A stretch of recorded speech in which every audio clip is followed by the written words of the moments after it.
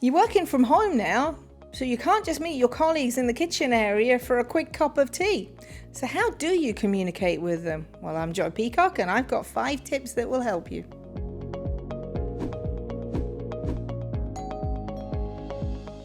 So my first tip really is about your language. How's your language?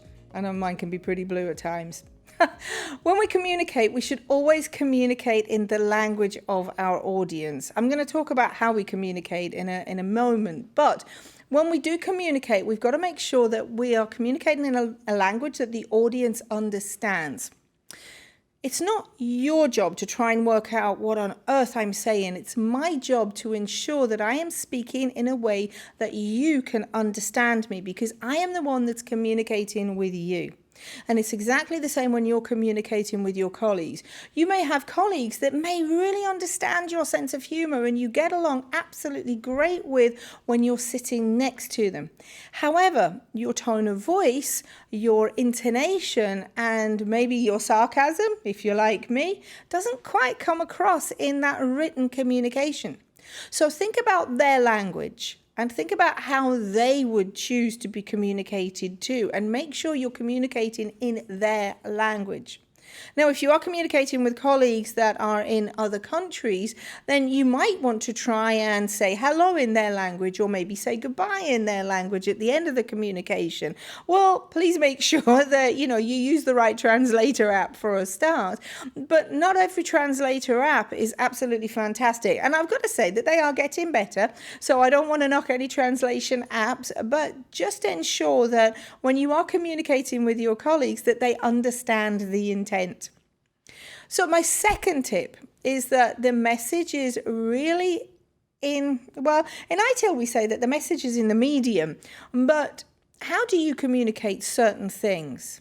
Let's face it, you don't want to receive notification that your salary has just been dropped, or that maybe your company is closing, or that maybe your company is suspending operations for the interim period via text message. You want to actually receive that particular message face to face. So always think when you are communicating what it is you're communicating and what is the most appropriate medium to communicate that message. Years ago, emails were considered to be very, very informal, and actually writing to somebody was the formal way of communicating with them. Now, an email is the formal way of communicating with somebody. But I would recommend that in this current climate, if you have something that is of the utmost severity to communicate to somebody, that you do it face to face. I don't mean that you go in and sit in their home office or in their study with them. No, what I mean is that you actually have a face-to-face over Skype or Zoom or Teams. You have a face-to-face meeting with them. And sure, if you need to, then confirm that in an email. But remember, email is very formal. You don't want to communicate something that's incredibly serious over just Teams or over Slack, but something that's quite flippant and maybe informal and maybe a joke, and maybe you want to communicate by sending links to YouTube videos, a funny video of the day, for instance, then that's something that you want to do via text message or via Slack or via Teams. You don't really want to be sending that out in an email. So think about the medium and think which medium actually suits that message. Then also think about the timing of your communication.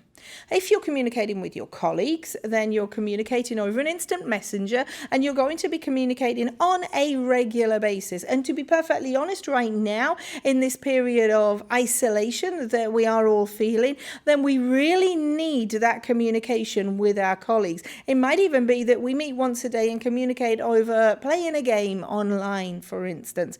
But we need that period, that mechanism of open communication. But then, conversely, look at your email inbox. What percentage of your email inbox do you delete without even opening them because you don't believe that they're relevant to you? Because maybe it's yet another sales email and you're really not in the mood for reading that sales email right now. Think about the frequency of your communication. If you are sending out emails every 5 minutes to colleagues, they're probably going to get fed up with it, but they would happily accept instant messages from you every 2 to 3 minutes. So again, tie that in with the medium and make sure that the frequency is right. If you're only talking to somebody once a week or once every 2 weeks or fortnight, as I would say, then, that person might not think that you even work there anymore. So make sure that you get your timing of your communication right. Remember that, and this is my fourth point, remember that communication is a two-way process. Communication is not just one way. It's not just unidirectional. It's not just about me talking to you. It's about making sure that you understand what I'm saying. Even now, it's incredibly important that this happens. And the reason being is that communication can be so easily misunderstood. My sarcasm doesn't necessarily come across in an email. So I want to make sure that the person at the other end, that the person at the receiving end can understand what I'm saying. You don't have the luxury of body language right now. If you're FaceTiming or Skyping or Zooming somebody, then what you see is pretty much what you see of me right now. For all you know, I could be standing here wearing my shorts right now and flip-flops. Who's to say I'm not? And so you don't get to see somebody's body language. You only get to see maybe their facial expressions at best. So make sure that they can understand what you say and ensure that they understand the intent of your message as well.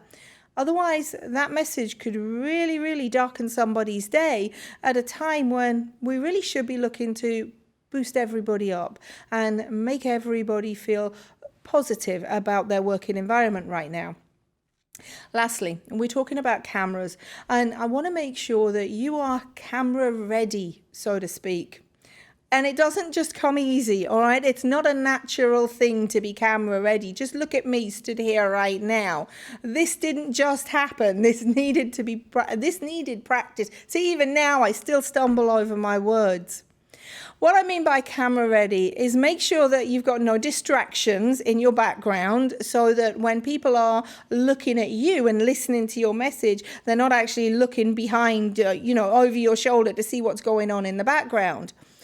But make sure that when you talk on camera that you speak clearly and that you speak in a steady speed.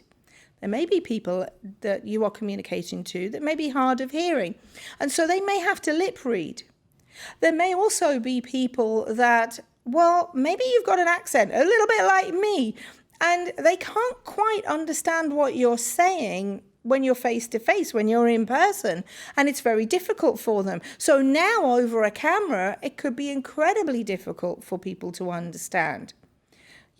These cameras, they don't come with subtitles that are turned on permanently, and certainly not in a live meeting.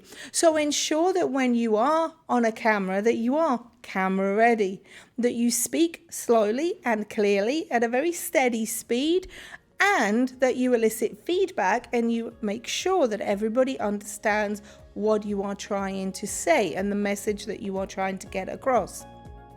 If you follow these 5 basic principles to communication, it's actually not just going to make your life a lot easier, but it's also going to make the life of your colleagues a lot easier too, because these are the people that you are communicating with.